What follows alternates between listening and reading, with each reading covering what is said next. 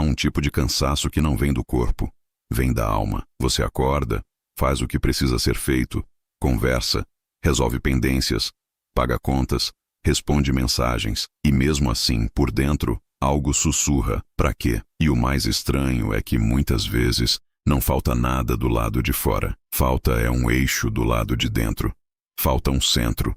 Falta aquela sensação íntima de que a vida, do jeito que está sendo vivida, tem direção. Se você se sente perdido e sem propósito, eu quero que você respire comigo por um instante e aceite uma ideia simples, quase desconcertante. Estar perdido não é um defeito, é um sinal. Um sinal de que você não quer mais viver no automático. Um sinal de que a sua consciência começou a pedir verdade. O estoicismo não promete uma vida sem dor, ele promete uma vida sem desperdício. E isso muda tudo, porque existem dores que nos atravessam e nos amadurecem, e existem dores que nos moem porque nós insistimos em lutar contra o inevitável, insistimos em buscar controle onde não há controle, insistimos em manter uma imagem quando a vida está pedindo essência. Sêneca dizia que o problema não é termos pouco tempo, é perdermos muito do tempo que temos. A vida não é curta, nós é que a espalhamos, como água no chão, em preocupações que não controlamos, em vaidades que não alimentam, em culpas que não consertam, em medos que não se confirmam. Quando você se sente sem propósito, muitas vezes não é porque não exista propósito, é porque a sua energia está vazando por 1000 frestas invisíveis. E aqui existe uma verdade que quase ninguém diz com clareza. A mente, quando se sente perdida, tenta compensar com duas coisas. Uma é distração. A outra é explicação. Ela se distrai para não doer, e ela explica para fingir que entendeu. Só que o propósito não nasce nem da distração, nem da explicação. O propósito nasce da presença. E presença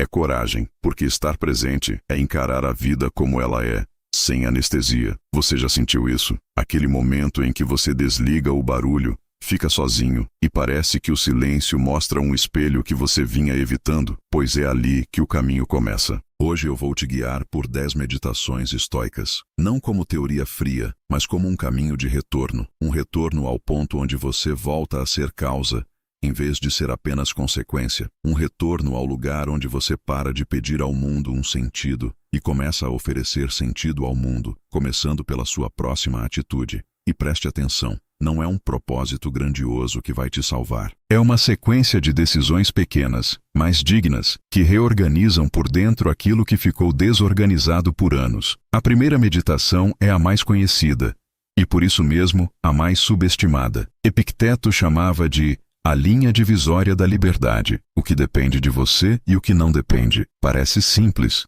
mas é uma lâmina. Quando você encosta essa lâmina na sua vida, muita coisa cai no chão. Depende de você a sua intenção, o seu julgamento, a forma como você escolhe responder, a honestidade com que você se conduz, o esforço que você oferece, o cuidado com que trata o outro, a disciplina que você aceita construir. Não depende de você o humor do outro, o passado, a opinião alheia, o acaso, o corpo envelhecendo, a economia, a chuva, o trânsito, a instabilidade do mundo. Pense sobre isso. Quantas das suas angústias de hoje nascem de tentar controlar o que não te pertence? Feche os olhos por dentro e faça uma pergunta que muda a semana. O que exatamente eu estou tentando dominar que não está sob meu controle? Talvez seja a necessidade de ser reconhecido. Talvez seja a vontade de consertar alguém que não quer ser consertado. Talvez seja o medo de desagradar. Talvez seja aquela esperança secreta de que um dia todo mundo vai entender você. E quando você coloca energia nisso,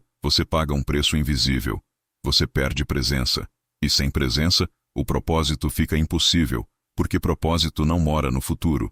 Propósito mora no ato presente bem escolhido. Agora a prática bem concreta. Escolha uma preocupação que esteja te drenando, só uma, e diga com firmeza silenciosa: isso não depende de mim, não como quem desiste, mas como quem devolve. Devolver é um ato sagrado. Em seguida diga: o que depende de mim aqui é... Pode ser uma ligação que você precisa fazer, um limite que você precisa estabelecer, uma atitude simples, dormir mais cedo, caminhar, pedir perdão, organizar um papel, parar de se justificar, dizer não. O estoicismo começa quando você troca o drama pelo dever interior. E isso é mais libertador do que parece, porque de repente você não precisa mais salvar o mundo. Você só precisa governar o seu pequeno reino, a sua escolha. A segunda meditação é sobre tempo.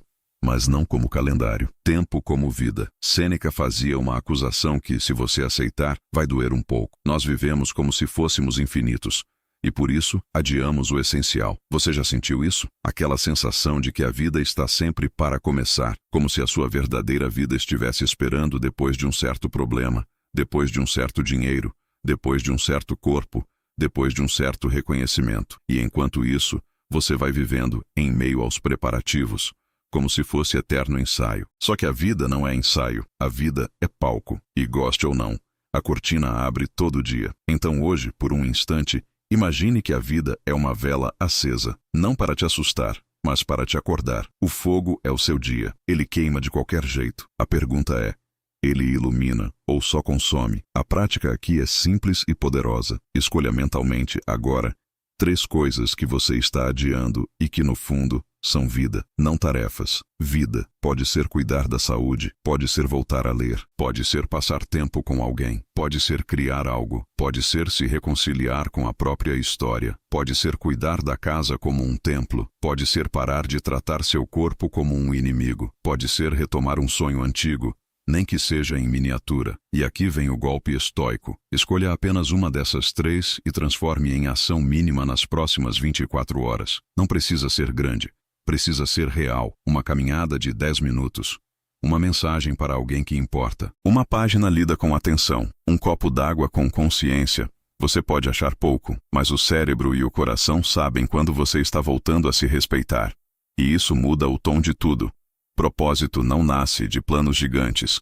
Propósito nasce quando você para de trair o seu próprio valor com pequenas desistências diárias. A terceira meditação é sobre o papel que você ocupa no mundo. Marco Aurélio lembrava que você é cidadão de uma cidade-mundo. Você não está aqui só para consumir dias. Você está aqui para participar do tecido humano. E quando você se sente perdido, muitas vezes é porque você se desconectou do sentimento de contribuição. Não falo de salvar o mundo. Falo de ser útil de modo digno. Falo de uma utilidade que cura, não que escraviza. Pense sobre isso. Em quais lugares da sua vida você deixou de ser útil porque ficou magoado, cansado, descrente? Em quais lugares você se fechou para não se ferir? E sem perceber, fechou também a passagem do sentido. A utilidade estoica não é submissão, é direção. É você acordar e dizer, hoje eu existo para praticar virtude onde eu estiver. Virtude aqui não é moralismo, é excelência de caráter. É aquilo que permanece em pé quando o resto treme. E quando você vive por virtude, você não precisa que a vida seja fácil para ter paz. Você precisa ser íntegro para ter paz. A prática da terceira meditação é olhar para o seu dia como se fosse uma missão pequena e concreta. Qual é o seu dever essencial hoje? Não o dever que os outros te impõem, mas o dever que a sua consciência reconhece. Talvez seja trabalhar com atenção. Talvez seja cuidar de alguém sem se anular. Talvez seja falar uma verdade difícil com respeito. Talvez seja não reagir com aspereza. Talvez seja cumprir uma promessa consigo mesmo. Talvez seja não alimentar fofoca. Talvez seja não mentir para agradar. Quando você encontra esse dever essencial, o vazio diminui, porque o vazio se alimenta de dispersão, e o dever essencial concentra. A quarta meditação é a meditação do alvo. Nos textos estoicos, aparece uma imagem recorrente. Pessoas querem felicidade, mas erram o alvo. Não erram por maldade, erram por engano. E quando você erra o alvo por muito tempo, você se sente perdido mesmo. Você corre, mas não chega. Você faz, mas não se sente vivo. Epicteto chamava a atenção para uma ideia que devolve potência. O bem não precisa ser tomado de fora. Ele é produzido por dentro, pela qualidade da sua escolha. As coisas externas são materiais. A sua escolha é a artesã. Observe como a mente faz barganha com o mundo. Se eu tiver isso, eu vou ficar bem. Se tal pessoa mudar, eu vou ter paz. Se eu resolver aquilo, eu vou me encontrar. E aí você coloca o seu eixo numa coisa que pode falhar, mudar ou ir embora. E o resultado é um tipo de ansiedade crônica, porque o seu bem-estar fica dependente de variáveis externas. A prática aqui é escolher um alvo que não pode ser roubado. Hoje eu pratico coragem. Hoje eu pratico temperança. Hoje eu pratico justiça. Hoje eu pratico sabedoria. Qual dessas você mais precisa? Seja honesto. Não escolha a mais bonita, escolha a que te falta. E então viva o seu dia como um arqueiro. O arqueiro não controla o vento, ele não controla se alguém empurra o braço dele, ele não controla o clima, mas ele controla a postura, o foco, a respiração, a firmeza do olhar. Ele controla o ato de soltar a flecha com dignidade. O propósito estoico é isso, ser arqueiro do caráter. Você pode estar em qualquer fase da vida, com qualquer idade, com qualquer passado. Enquanto você tem escolha, você tem caminho. A quinta meditação é a meditação do ver de cima. Marco Aurélio praticava algo que parece poesia, mas é profundamente terapêutico. Ele imaginava a vida vista de uma altura imensa. As casas viram pontos, as brigas viram poeira, os títulos viram som. O ego, que parecia um rei, vira um viajante pequeno. Você já sentiu que um problema fica gigantesco quando você está colado nele? A visão de cima é o antídoto para a tirania do detalhe. A prática. Por um minuto, imagine sua cidade vista do alto, depois o seu país, depois o planeta. Imagine quantas pessoas acordam hoje com dores parecidas com as suas.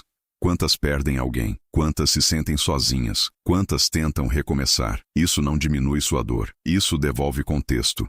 E contexto devolve serenidade. Quando você se sente perdido, você se fecha num quarto mental. A visão de cima abre janelas. E quando abre janelas, o ar entra. E quando o ar entra, você volta a respirar por dentro. A sexta meditação é a meditação da impermanência, mas sem desespero. Marco Aurélio lembrava que, no drama da sua vida, 3 atos podem ser a peça inteira. Não porque a vida seja pouca, mas porque a completude não depende do número de anos. Depende da qualidade do papel. Há gente que vive 80 anos e nunca chega em casa dentro de si. Há gente que vive menos e vive inteiro. Pense sobre isso. Você está vivendo inteiro ou está vivendo em parcelas?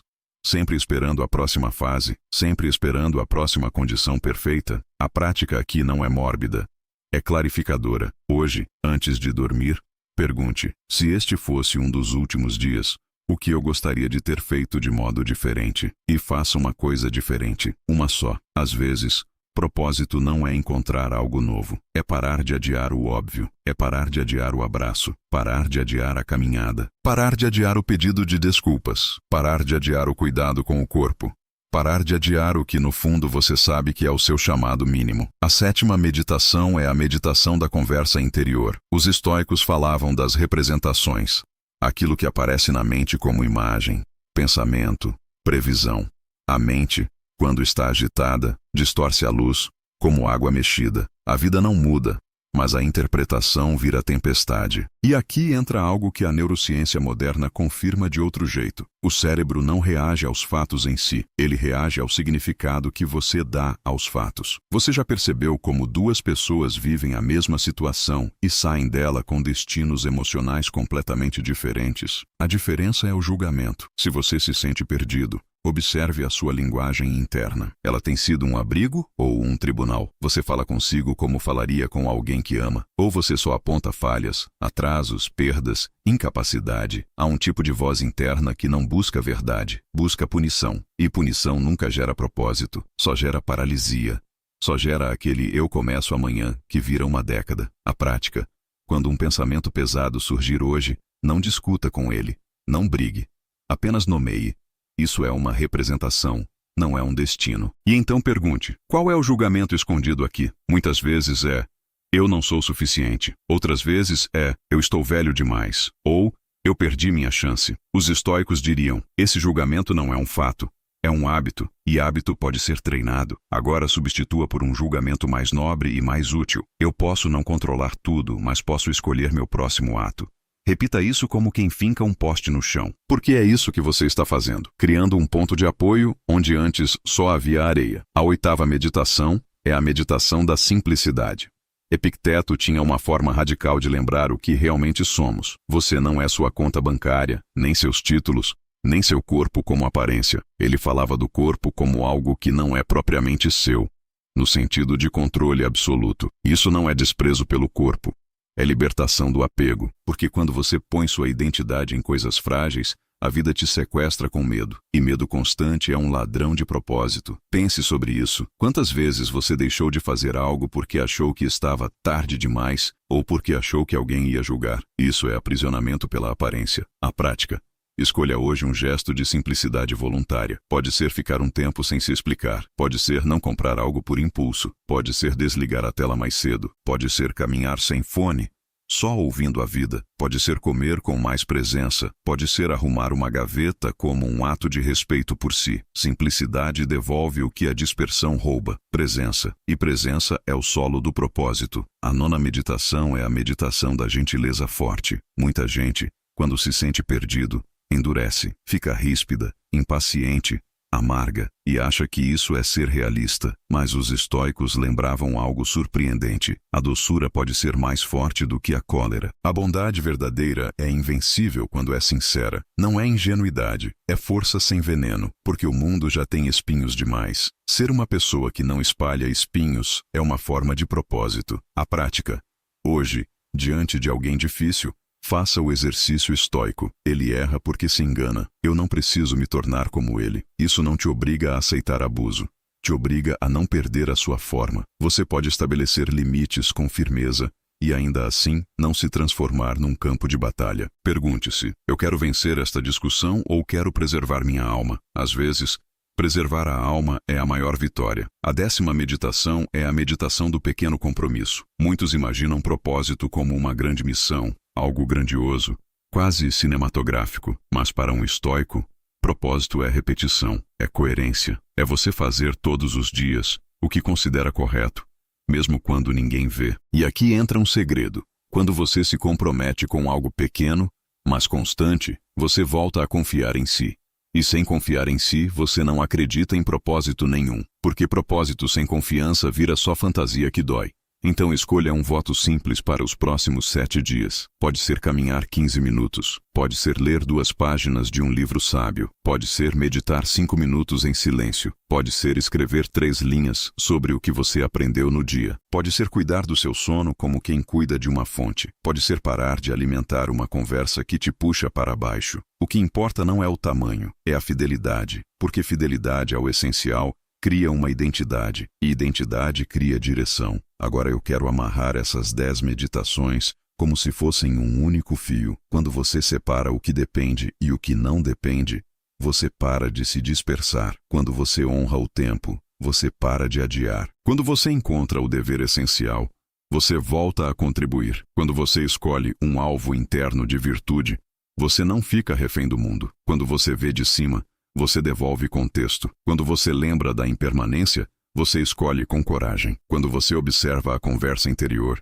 você para de se punir. Quando você pratica simplicidade, você recupera a presença. Quando você pratica gentileza forte, você preserva a alma. Quando você assume um compromisso pequeno, você reconstrói confiança. E aqui eu quero te entregar uma imagem final para ficar com você. Imagine a sua vida como uma estrada à noite. Quando você está ansioso, você quer iluminar quilômetros. Você quer um mapa completo. Você quer garantia. Mas o carro só precisa iluminar alguns metros à frente para continuar. A vida é assim. Você não precisa enxergar o fim. Você precisa escolher bem o próximo metro. E o próximo metro, quase sempre, é uma atitude humilde. Voltar para o que depende de você, fazer o que é correto, cuidar do que é essencial, recusar o desperdício, praticar virtude. Talvez a maior dor de estar perdido não seja não saber para onde ir. Talvez seja ter se afastado de si mesmo por tempo demais. Mas isso não é sentença. É convite. A vida não te pergunta se você errou. A vida pergunta se você está pronto para voltar. Voltar para a presença. Voltar para a responsabilidade. Voltar para o seu próprio respeito. Então eu vou te deixar com uma pergunta que é uma chave. E eu quero que você responda com o corpo, com a vida, com um ato. Se eu fosse guiado não pelo medo, mas pela virtude, o que eu faria hoje? Responda com uma ação pequena e verdadeira. E então repita amanhã. É assim que alguém que se sente perdido volta a se encontrar. Não por um grande insight, mas por uma sequência de escolhas dignas, como degraus que, um a um, te levam de volta para casa.